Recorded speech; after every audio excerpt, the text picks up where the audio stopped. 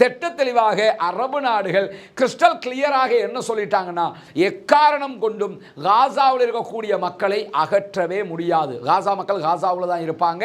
அவங்களை எகிப்துக்கு கொண்டு போக முடியாது, ஜோர்தானுக்கு கொண்டு போக முடியாது. வெளியேற்ற வேண்டும் என்று கட்டாயப்படுத்துவதை விட வெளியேறினால் நல்லது என்று பரிந்துரை செய்வேன். இது மனுஷனுக்கு இதுதான் என்னன்னா, வெளியேற்றித்தான் ஆகணும், இல்லைனா ரெண்டுல ஒன்று பார்ப்பேன் என்ன நின்றவர். வெளியேறினா நல்லது தானேங்க, காசாவை கொஞ்சம் துப்புரவு பண்ணுவோமேங்க, அதை ஒரு டூரிஸ்ட் பிளேஸாக மாற்றுவோமேங்க, அமெரிக்காட்ட அது இருக்கட்டுமேங்க, இந்த மாதிரி என்ன பண்ணுறக்காருன்னா இறங்கி வந்திருக்கிறார். ஏன்னா இதைத்தான் நம்ம திரும்ப திரும்ப சொல்லி வந்தோம். இன்னும் ஒரு முக்கியமான செய்தி வெளியாகியிருக்கு. அது என்ன செய்தின்னு சொன்னால், அமெரிக்க ஜனாதிபதி டொனால்ட் ட்ரம்ப்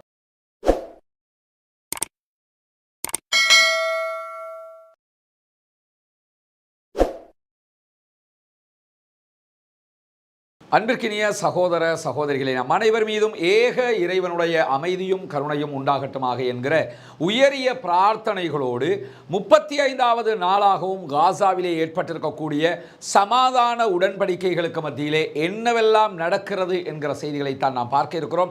காசாவிலே இஸ்ரேலிய ஆக்கிரமிப்பு இராணுவம் தாக்குதலை ஆரம்பித்து இன்றோடு 505வது நாளாக யுத்தத்தினுடைய நாட்கள் கணக்கிடப்பட்டிருக்கின்றன. இந்த நிலையில தான் இன்றைய தினம் 6 இஸ்ரேலிய பணைய கைதிகளை உயிரோடு ஒப்படைத்திருக்கிறது பாலஸ்தீன விடுதலை அமைப்பு. அது மட்டுமல்லாமல் இந்த ஒப்படைப்போடு அவர்கள் ஒப்படைப்பதாக சொல்லி இருந்த 33 பணைய கைதிகளுடைய எண்ணிக்கை முடிவடைகிறது.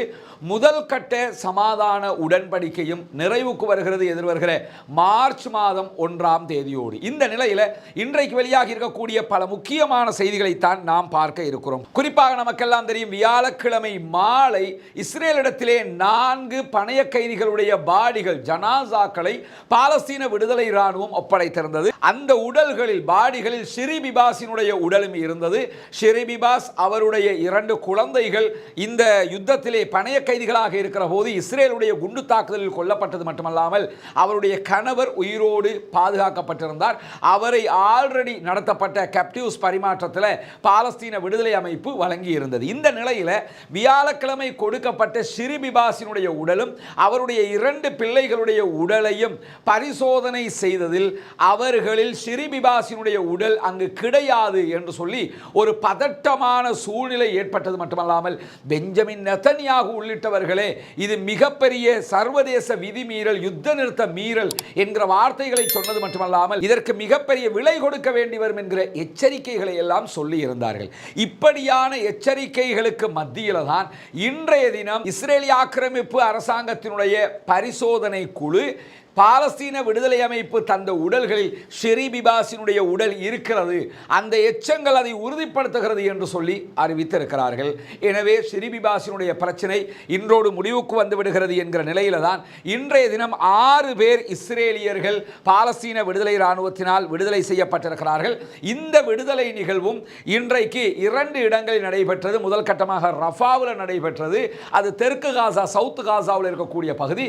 இரண்டாவதாக நுசைரா அகதிகள் முகாம் பகுதிகளிலே நடந்தது. இந்த யுத்தத்தில் ரொம்ப அதிகமாக தாக்குதலுக்குள்ளான ஒரு பகுதி என்று சொன்னால் அது நுசைராத் அகதிகள் முகாம் பகுதி தான். இந்த 2 இடங்களில் வைத்து தான் கைதிகள் பரிமாற்றம் நடந்தது. நுசைராத் அகதிகள் முகாம் பகுதியை பொறுத்தவரையில் இன்றைக்கு எந்த இடத்துல கைதிகள் பரிமாற்றம் நடைபெற்றதோ அந்த இடத்திலிருந்து 3 கிலோமீட்டர் தூரத்தில் தான் பாலஸ்தீன விடுதலை அமைப்பினுடைய தலைவராக செயல்பட்ட ஷேக் ஜெனரல் யஹியா சின்வார் அவர்கள் கொல்லப்பட்டார்கள், ஷஹீதாக்கப்பட்டார்கள். அந்த இடத்திற்கு நெருக்கமாகத்தான் இந்த கைதிகள் பரிமாற்றமும் நடைபெற்றது. இப்படி 2 கட்டமாக இன்றைய தினம் கைதிகள் பரிமாற்றம் நடைபெற்றது. இந்த கைதிகள் பரிமாற்றம் நடக்கிற போதும் மிக முக்கியமான ஒரு செய்தியை உலகத்திற்கு அவர்கள் சொல்லி இருந்தார்கள். என்னன்னா, ஒவ்வொரு முறையுமே கைதிகளை பரிமாற்றம் பண்ணுகிற போது அவங்க உலகத்துக்கு ஒரு முக்கியமான செய்தியை சொல்லிக்கிட்டே இருக்கிறாங்க. அதிலே அவர்கள் இத்தனை நாட்களில் சொன்ன ஒரு முக்கியமான செய்தி என்னன்னு சொன்னா, காசாவினுடைய அழிவுகளை ஒவ்வொரு இடத்திலும் அவர்கள் மிக துல்லியமாக சர்வதேசத்திற்கு உலகத்திற்கு காட்டி விடுகிறார்கள். இன்றைக்கு நுசைராத் கேம்ப்ல கைதிகள் பரிமாற்றம் நடைபெறுகிறது என்றால் நுசைராத் எவ்வளவு அழிவுக்குள்ளாகி இருக்கிறது என்பதை சர்வதேச ஊடகங்கள் பார்க்கிற சந்தர்ப்பமாக அது மாறிவிடுகிறது. அதே போன்று ரஃபாவுல இன்றைக்கு கைதிகள் பரிமாற்றம் நடக்கிற போது ரஃபாவுல எவ்வளவு அழிவுகள் ஏற்பட்டிருக்கிறது என்பதையும் அங்கிருக்கக்கூடிய பாலஸ்தீன இராணுவத்தினுடைய பலம் எவ்வளவு என்பதையும் அவர்கள் சர்வதேசத்திற்கு சொல்லிவிடுவது மட்டுமல்லாமல் பின்னாடி வைத்திருந்த கட் அவுட்டில் அவர்களுடைய தளபதிகளுடைய தலைவர்களுடைய புகைப்படங்களையும் வைத்திருந்தார்கள், வெற்றி தொடர்பான வாசகங்களையும் எழுதியிருந்தார்கள். இந்த நிலையில் அதிகமான பாலஸ்தீன இராணுவம் அங்கே குவிக்கப்பட்டிருந்தது. குவிக்கப்பட்டது மட்டுமல்லாமல் ஒரு பகுதிகளில் அக்டோபர் 7ஆம் தேதி 2023 இஸ்ரேலுக்குள் புகுந்து அவர்களுடைய ஆட்களை பணைய கைதிகளாக பிடித்த நேரத்தில் பாலஸ்தீன விடுதலை இராணுவம் கைப்பற்றியிருந்த இஸ்ரேலுடைய ஆயுதங்களும் இன்றைக்கு காட்சிக்கு வைக்கப்பட்டிருந்தது. அக்டோபர் 7th உங்க வெப்பனை எல்லாம் நாங்கள் கைப்பற்றியிருக்கிறோம், அந்த வெப்பன்ஸ் தான் இதுன்னு சொல்லி அவங்க அதையெல்லாம் கண்காட்சியாக வைத்திருந்தார்கள். அதையும் இன்றைக்கு சர்வதேச ஊடகங்கள் ஒரு செய்தியாக மாற்றியிருப்பது மட்டுமல்லாமல் அங்க நின்ன பாலஸ்தீன விடுதலை இராணுவத்தினுடைய ஆட்களை நம்ம பார்த்தோம்னு சொன்னா மிக பயங்கரமான ஆயுதங்களை எல்லாம் அவர்கள் கையிலே வைத்துக் கொண்டிருந்த காட்சிகளை பார்க்க முடிந்தது. ராக்கெட் மூலமாக இயக்கப்படுகிற குண்டுகள் கொண்ட ஆயுதங்கள் அவங்க கையிலே வச்சிருந்தாங்க. அதே போன்று கனரக துப்பாக்கிகள் அவர்கள் கையிலே வைத்திருந்தார்கள். இப்படி ஆயுதங்கள், பலமான ஆயுதங்களோடு தான் அவர்களுடைய ஆட்கள் நின்றிருந்த காட்சிகளும் அங்கே இருந்த நிலையில் பொதுமக்களும் ஆயிரக்கணக்கானவர்கள் இந்த காட்சிகளை காண்பதற்காக அங்கே திரண்டிருந்தார்கள். இந்த மாதிரியான ஒரு நேரத்தில் தான் இன்றைக்கு பணைய கைதிகள் விடுவிக்கப்பட்டார்கள். அதனுடைய காட்சிகள் சர்வதேச அளவிலே ஒரு முக்கியமான இடத்தை பிடித்திருக்கின்றன.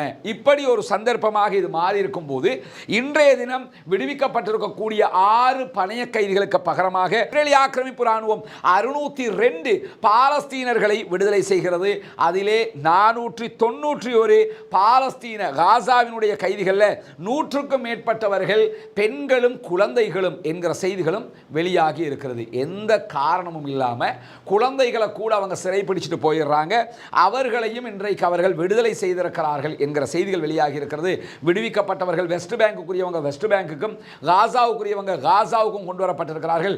அதிலே தாங்க முடியாத நோயாளிகளாக இருக்கக்கூடியவர்கள் கெய்ரோவுக்கு மருத்துவத்திற்காக அனுப்பப்பட்டிருக்கிறார்கள் என்கிற செய்திகள் இன்றைக்கு வெளியாகி இருக்கிறது. இப்படியான நிலையில் இன்றைய தினம் இன்னும் ஒரு முக்கியமான செய்தி வெளியாகி இருக்கு. அது என்ன செய்தி என்று சொன்னால், அமெரிக்க ஜனாதிபதி டொனால்ட் ட்ரம்ப் தன்னுடைய காசா திட்டத்திலிருந்து தற்போது விலகி இருக்கிறார் அல்லது ஓரமாகி நின்று கொண்டிருக்கிறார் என்கிற செய்திகள் வெளியாகி இருக்கிறது. என்னன்னா, இந்த டொனால்ட் ட்ரம்ப்பை நம்ம அடிக்கடி சொல்கிறோம், அவரை நமக்கு எக்ஸ்பெக்ட் பண்ண முடியாது, அவர் எப்படி இருப்பாருங்கிறதெல்லாம் கணிக்க முடியாதவராக நினைச்சதை செய்யக்கூடிய ஒரு ஆளாக அவர் இருக்கிறாரு. அவர் ஆட்சிக்கு வந்ததுலேருந்து செய்யக்கூடிய வேலையெல்லாம் பார்த்தோம்னா தேவையில்லாத ஆணிகளை தான் பிடுங்கிக்கிட்டு இருக்கிறாருங்கிறது நமக்கு தெரியுது. கிரீன்லாந்தில் பிரச்சனை, அதே போன்ற பனாமாவில் போய் பிரச்சனை, சைனாவோட ஒரு எக்கனாமிக் வாரை ஸ்டார்ட் பண்ணியிருக்கிறாரு. அதே நேரத்தில் இவ்வளவு காலமாக ஆயுதத்தை கொடுத்து ரஷ்யாவோட சண்டைக்கு நில்லுன்னு சொல்லி உக்ரைனை தூண்டிய அமெரிக்கா இப்பொழுது டொனால்ட் ட்ரம்ப் ஆட்சிக்கு வந்ததுக்கு பிறகு விளாடிமிர் ஜெலன்ஸ்கியை உடனடியாக அவர் ஒரு டிக்டேட்டர், அவர் ஒரு அடக்குமுறை செய்யக்கூடிய ஆட்சியாளர் என்கிற வார்த்தைகளை எல்லாம் பயன்படுத்துகிறாரு. அவரோட முட்டி மோதிக்கிட்டு நிற்கிறாரு, ரஷ்யாவோட சமாதானமாக போயிருங்கிறாரு. இந்த மாதிரி அவர் செய்யக்கூடிய வேலையெல்லாம் பார்த்தீங்கன்னா எதுக்கு செய்கிறாரு, எப்படி செய்கிறாருங்கிறதையெல்லாம் யோசிக்கிற அளவுக்கு அவருடைய செயல்பாடுகள் மாறிக்கொண்டே வருகிறது. இப்படியான நிலையில் காசாவில் இருக்கக்கூடிய மக்கள் அத்தனை பேரையும் ஒட்டுமொத்தமாக ஜோர்தானுக்கும் எகிப்துக்கும் அனுப்ப வேண்டும். காசாவை நாங்கள் கைப்பற்றிக் கொள்வோம். காசாவை மத்திய கிழக்கினுடைய ஒரு சுற்றுலா தலமாக மாற்ற இருக்கிறோம்.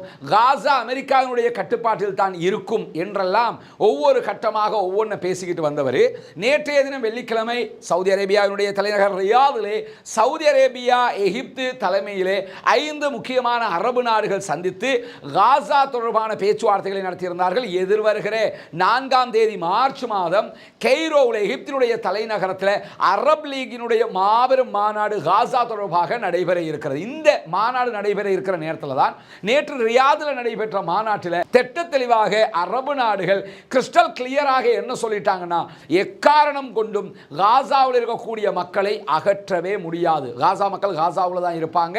அவங்களை எகிப்துக்கு கொண்டு போக முடியாது, ஜோர்தானுக்கு கொண்டு போக முடியாது. அமெரிக்க ஜனாதிபதி டொனால்ட் ட்ரம்ப் ட்ரம்பினுடைய திட்டத்தை மொத்தமாக நாங்கள் புறக்கணிக்கிறோம் என்று சொல்லி அறிவித்திருந்தார்கள். இந்த செய்திகளை அப்படியே வைங்க. இப்போ உலகத்தில் என்ன நடக்குதுங்கிற அடுத்த கட்டத்தை பாருங்க. என்னவெல்லாம் நடக்கிறது? சைனாவோட ஒரு எக்கனாமிக் வார் போய்கொண்டிருக்கிறது. சைனா மாறி அமெரிக்காவுக்கு தேவையான அளவுக்கு வயிறு நிரம்புறதுக்கு கொடுக்கிற அளவுக்கு தேவையான டேக்ஸுகளை விதிச்சிருக்கிறாங்க, வரிகளை விதித்திருக்கிறார்கள். அடுத்த பக்கம் நீங்க கனடாவை எடுத்துக்கிட்டோம்னா, கனடாவை நாங்கள் எங்களுடைய ஒரு நாட்டினுடைய ஒரு பகுதியாக மாற்றுவோம் என்கிற அளவுக்கு டொனால்ட் ட்ரம்ப் பேசியிருந்தார். கனடா மேலையும் வரி விதிப்புகளை செய்திருந்தார். 150% வரி விதிப்பு எல்லாம் செய்திருந்தார். உடனடியாக கனடாவும் மாறி என்ன பண்ணாங்கன்னு சொன்னா, அமெரிக்கா மேலே தாறுமாறான வரிகளை விதித்திருக்கிறார்கள். மெக்சிகோ மேலே இதே வேலையை பார்த்தார், மெக்சிகோ அதே பண்ணியிருக்கிறாங்க. பனாமா மேலே இதே மாதிரி பிரச்சனை உண்டாக்க போனார், வர்றதை நாங்கள் பார்த்துக்கிறோம், பனாமா திரும்பி நிற்கிறாங்க. ரஷ்யாவில் உக்ரைனுக்கு எதிரான யுத்தம் நடைபெற்று வருகிறது. அதிலே ரஷ்யாவையும் உக்ரைனையும் சமாதானப்படுத்துகிற முயற்சிகளை தான் செய்வதாக சொல்லிக்கொண்டு உக்ரைன் அதிபர் விளாடிமிர் ஜெலன்ஸ்கியை உடனடியாக ஒரு டிக்டேட்டராக சுட்டிக்காட்டி பெரும் எதிர்ப்பை அவர் சம்பாதித்துக் கொண்டிருக்கிறார். இப்படி ஒரு புறம் அவர் என்ன செய்கிறாருங்கிறதை வழங்காம காரியங்கள் நடைபெற்றுக் கொண்டிருக்கும் போது சவுதி அரேபியா தான் ரஷ்யா உக்ரைனுடைய சமாதான பேச்சுவார்த்தைகளை நடத்துகிறார்கள். இந்தியா ரொம்ப நெருக்கமாக சவுதியோடு செயல்படுகிறது. சீனா சவுதியை தவிர்க்க முடியாத ஒரு சக்தியாக ஏற்றுக்கொண்டிருக்கிறது. ஈரானை நாங்கள் தவிர்க்கவே மாட்டோம் என்று ரஷ்யா சொல்லிக் கொண்டிருக்கிறது. இப்படி அரபு நாடுகள் உச்சகட்ட வலுவாக நின்று கொண்டு எக்காரணம் கொண்டும் காசா வெளியேற்றத்தை ஏற்றுக்கொள்ளவே மாட்டோம் என்று சொல்லி முகத்தில் அடிச்ச மாதிரி கட் அண்ட் ரைட்டாக பேசிட்டாங்க. பேசினதோட தலைவர் என்ன பண்றாருன்னு கேட்டா ஒரு அறிக்கையை வெளியிட்டிருக்கிறார் டொனால்ட் ட்ரம்ப். அந்த அறிக்கையில் அவர் என்ன சொல்றாருன்னா, காசாவில் இருந்து பாலஸ்தீன மக்களை ஒட்டுமொத்தமாக பலவந்தமாக வெளியேற்ற வேண்டும் என்று கட்டாயப்படுத்துவதை விட வெளியேறினால் நல்லது என்று பரிந்துரை செய்வேன். இது மனுஷனுக்கு இதுதான் என்னன்னா, வெளியேற்றித்தான் ஆகணும், இல்லைனா ரெண்டு ஒன்று பார்ப்பேன் என்ன நின்றவர். வெளியேறினா நல்லது தானேங்க, காசாவை கொஞ்சம் துப்புரவு பண்ணுவோமேங்க, அதை ஒரு டூரிஸ்ட் பிளேஸாக மாற்றுவோமேங்க, அமெரிக்காட்ட அது இருக்கட்டுமேங்க, இந்த மாதிரி என்ன பண்ணுற காரணம் இறங்கி வந்திருக்கிறார். ஏன்னா இதைத்தான் நம்ம திரும்ப சொல்லி வந்தோம். சவுதி அரேபியா மட்டும் நெஞ்ச நிமித்தி வாடா பார்த்துக்கலாம்டா அப்படின்னு நின்றாங்கன்னு சொன்னால், ரெண்டில் ஒன்று பார்க்கறதுக்கு ரெடியாக இருந்தாங்கன்னு சொன்னால் மற்ற அரபு நாடுகள் எல்லாமே சவுதிக்கு பின்னாடி வந்துடும், அமெரிக்கா அடங்க ஆரம்பித்து விடும். ஈரான் மட்டுமே தனியாக நின்றுக்கிட்டு கெத்து காட்டுறதுனால தான் அவங்க என்ன பண்ணுறாங்கன்னா ஒவ்வொரு திருகுதாரத்தையும் பண்ணிக்கிட்டு இருக்கிறாங்க. இப்பொழுது சவுதி அரேபியா நெஞ்சுக்கு நேராக நிற்க ஆரம்பித்து விட்டது.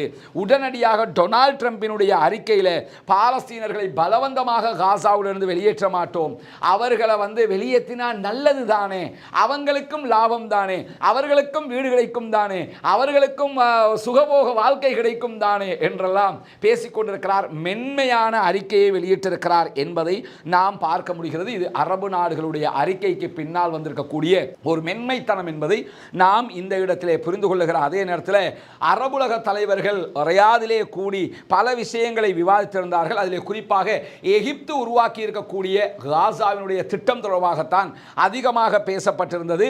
சவுதி அரேபியாவினுடைய செய்தி நிறுவனமாக இருக்கக்கூடிய சவுதி பிரஸ் ஏஜென்சி இது தொடர்பான மிக முக்கியமான பல செய்திகளை வெளியிட்டிருக்கிறார்கள்.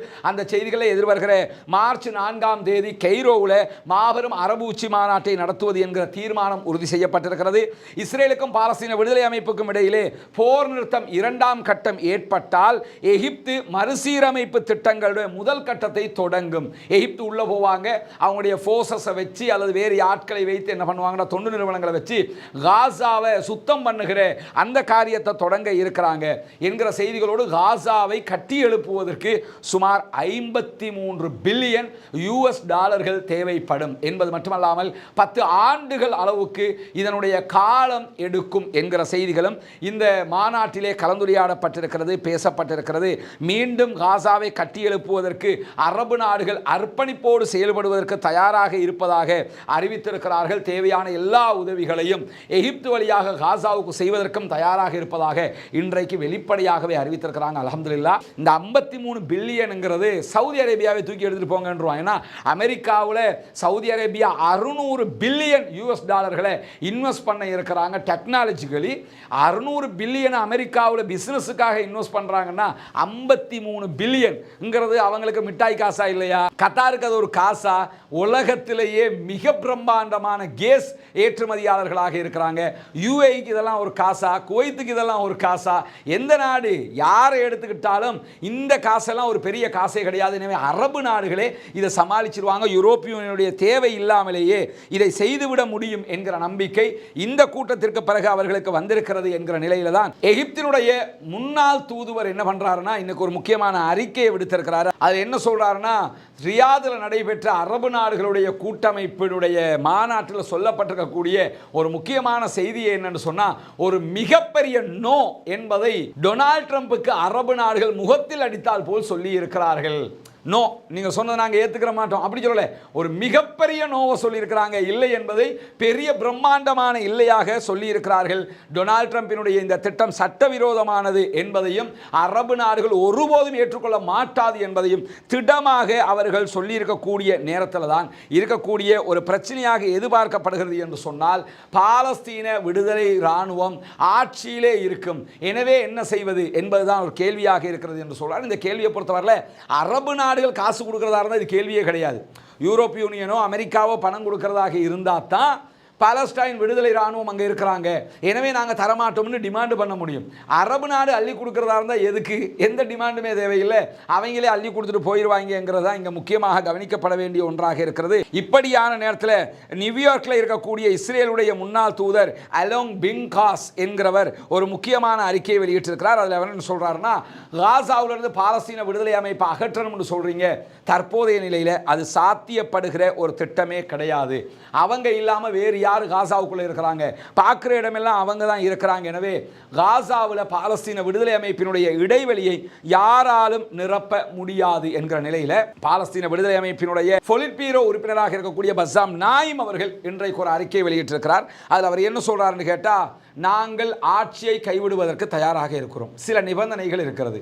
குறைந்தபட்சம் ரமல்லாவை ஆட்சி செய்து கொண்டிருக்கக்கூடிய, வெஸ்ட் பேங்க் ஆட்சி செய்து கொண்டிருக்கக்கூடிய பாலஸ்தீன அத்தாரிட்டி இடத்துல, ஃபத்தாஹ் இடத்துல கூட நாங்கள் ஆட்சியை கொடுக்கறதுக்கு எங்களுக்கு எந்த பின்னடைவும் கிடையாது, நாங்கள் தயாராக இருக்கிறோம். எகிப்தினுடைய முன்மொழிவை கூட நாங்கள் வரவேற்கிறதுக்கு தயாராக இருக்கிறோம். ஆனால் இஸ்ரேலிய ஆக்கிரமிப்பு இராணுவம் ஒட்டுமொத்தமாக எல்லா பகுதிகளில் இருந்தும் காசாவினுடைய எல்லைகளில் இருந்து வெளியேறிவிட வேண்டும். அதே நேரத்தில் பாலஸ்தீனத்திற்கு உண்மையான தேசிய இலக்காக இருக்கக்கூடிய தனி நாடு அந்தஸ்து வழங்கப்பட வேண்டும். பாலஸ்டைனை ஒரு நாடுன்னு அறிவிச்சு விட்ருங்க, நாங்கள் ஆட்சியில் இருந்தால் என்ன இல்லாட்டி என்ன, யார் ஒரு குப்பை சுப்பன் வந்து ஆட்சியை செஞ்சுட்டு போகட்டுமே, நமக்கு என்ன வேண்டி கிடக்குது, நாங்கள் இருக்கிறத எதுக்குண்டா சுதந்திரத்தை வாங்குறதுக்கு. நீங்கள் சுதந்திரத்தை தந்துட்டீங்கன்னா நாங்கள் ஆட்சியில் இருக்கவே வேண்டியதில்லை. லாஜிக்கலி அவர் என்ன செய்கிறாருன்னா அழகான ஒரு நெத்திப்பொட்டு பதிலை சொல்லியிருக்கிறார். எனவே நீங்கள் பாலஸ்தீனத்துக்கு தனி நாடு சுதந்திரத்தை தந்துடுங்க, நாங்கள் ஆட்சியில் இருந்து ஒதுங்கிக் கொள்கிறோம், எங்களுடைய சுய நிர்ணயத்தை வென்றெடுக்கிற வரைக்கும் இதனை நாங்கள் தொடருவோம் என்று சொல்லி பஸ்ஸாம் நாயிம் அவர்கள் இன்றைக்கு பகிரங்கமாக அல் ஜசீராவுக்கு வழங்கியிருக்கக்கூடிய பேட்டியிலும் இந்த கருத்தை சொல்லியிருக்கிறார், அறிக்கையாகவும் அதனை வெளியிட்டிருக்கிறார். எனவே அரபு நாடுகளுடைய அப்ரோச்சும் அரபு நாடுகளுடைய நடவடிக்கைகளும் பாராட்டுக்குரியதாக இருக்கிறது.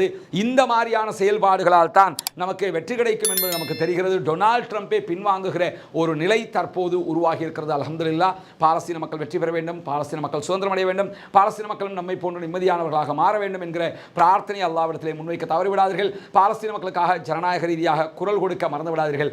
ரஸ்மின் எம்ஐஎஸ்சி நியூஸ் என்கிற நம்முடைய சேனலை சப்ஸ்கிரைப் செய்யாத சகோதரர்கள் உடனடியாக சப்ஸ்கிரைப் செய்து கொள்கிற அதே நேரம் ரஸ்மின் எம்ஐஎஸ்சி அப்டேட்ஸ் என்கிற நம்முடைய சேனலையும் இணைந்து கொள்ளாதவர்கள் உடனடியாக இணைந்து கொள்ளுங்கள். வாட்ஸ்அப், டெலிகிராம் உள்ளிட்ட சேனல்களை இணைய விரும்புகிறவர்கள் கீழே டிஸ்கிரிப்ஷனில் இருக்கக்கூடிய அந்த சேனலுடைய லிங்கினூடாக நீங்கள் இணைந்து கொள்ள முடியும். நம்மை ஃபேஸ்புக், இன்ஸ்டாகிராம், டிக்டாக் அதே போன்று எக்ஸில் தொடர விரும்புகிற யாராக இருந்தாலும் ரஸ்மின் எம்ஐஎஸ்சி என்கிற பெயரை டைப் பண்ணி நீங்கள் ஃபாலோ செய்து கொள்ள முடியும் என்கிற செய்திகளையும் கூறிக்கொண்டு முடித்துக் கொள்கிறேன். வாஹிரு தஅவானா அல்ஹம்துலில்லாஹி ரப்பில் ஆலமீன்.